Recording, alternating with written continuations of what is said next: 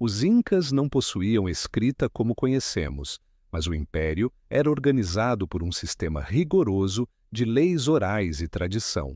A justiça era guiada por 3 princípios sagrados, conhecidos como os 3 mandamentos do Inca. Primeira ama sua, o que significava não roubar. Segunda ama lula, o que significava não mentir. Terceira ama aquela, o que significava não ser preguiçoso. Esses 3 pilares sustentavam toda a ordem social. Não havia necessidade de advogados ou longos julgamentos. A comunidade sabia o que era certo e errado. E o castigo era uma lição para todos, pública, direta e exemplar. Imagine viver sabendo que alguém estava sempre te observando. No Império Inca, isso era real. Os Tocoiricóque eram inspetores enviados pelo próprio imperador. O Sapa Inca. Eles percorriam as vilas, avaliando líderes locais, observando costumes e denunciando injustiças. Eram chamados de os que tudo veem. O medo de ser observado mantinha o império disciplinado, uma forma de justiça silenciosa, mas eficaz. Se um governante local abusasse do poder, os Tocoiricóque o denunciavam, e o castigo vinha rápido. Muitos eram executados diante do povo. Outros era a forma inca de manter o equilíbrio, a justiça como reflexo do sol, imparcial e inevitável. Curiosamente, os incas não tinham prisões. O crime não era encarado como uma falha individual, mas como um desequilíbrio espiritual e social. Por isso, a punição não era reclusão, era reparação.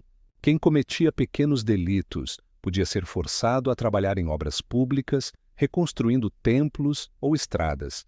Mas crimes graves como assassinato, traição ou roubo tinham punições severas: morte, mutilação ou expulsão da comunidade. E o mais impressionante, essas medidas funcionavam. O índice de crime era quase inexistente, não por medo, mas por honra. Para o povo inca, obedecer à lei era servir ao sol. Os julgamentos eram rápidos e públicos, as testemunhas eram convocadas, e o líder local, o curaca, ouvia todos os lados. Mas a decisão final, muitas vezes, era guiada por sinais divinos. Em alguns casos, rituais eram realizados para que os deuses mostrassem o culpado. Por exemplo, 2 suspeitos poderiam ser submetidos a uma prova de resistência física. Aquele que resistisse mais era considerado inocente, pois o sol o havia protegido. Embora pareça superstição, esse sistema mantinha o respeito e a ordem. O medo de desagradar os deuses era maior do que qualquer pena humana. O império acreditava que o castigo de um servia de exemplo para 1000. Traidores eram empalados, ladrões tinham as mãos amputadas e mentirosos eram enforcados em praça pública. Mas, ao contrário do que se imagina, o objetivo não era crueldade, era equilíbrio. A lei devia restaurar a harmonia perdida. Cada punição tinha um significado simbólico. A mão amputada representava não tocar o que não é seu. A execução pública representava o sol purificando a nação, e assim, mesmo com métodos duros, a paz reinava. O Sapa Inca, considerado descendente direto do sol, era o juiz supremo. Seu poder era absoluto, mas sua missão era manter o cosmos em equilíbrio, o Aine, o princípio da reciprocidade.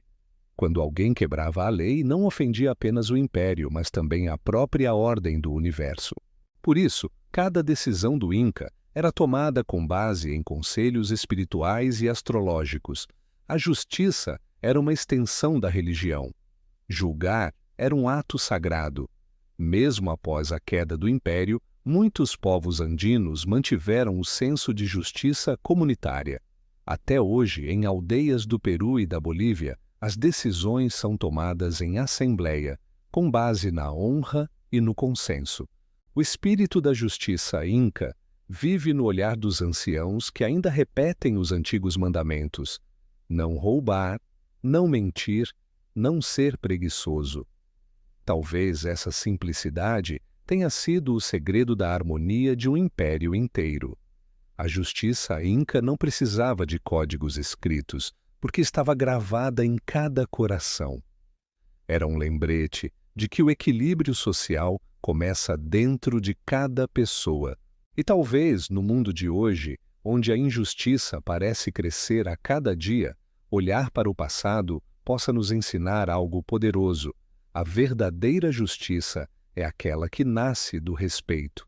Se você chegou até aqui, comenta o sol. Tudo vê. Segue o link na bio. Assim eu sei que você é parte da nossa comunidade que valoriza a história e o mistério. E claro, curta o vídeo. Compartilhe com seus amigos, meu caro, e se inscreva no canal Café Tuga para mais histórias incríveis que o tempo quase apagou. E até o próximo mistério.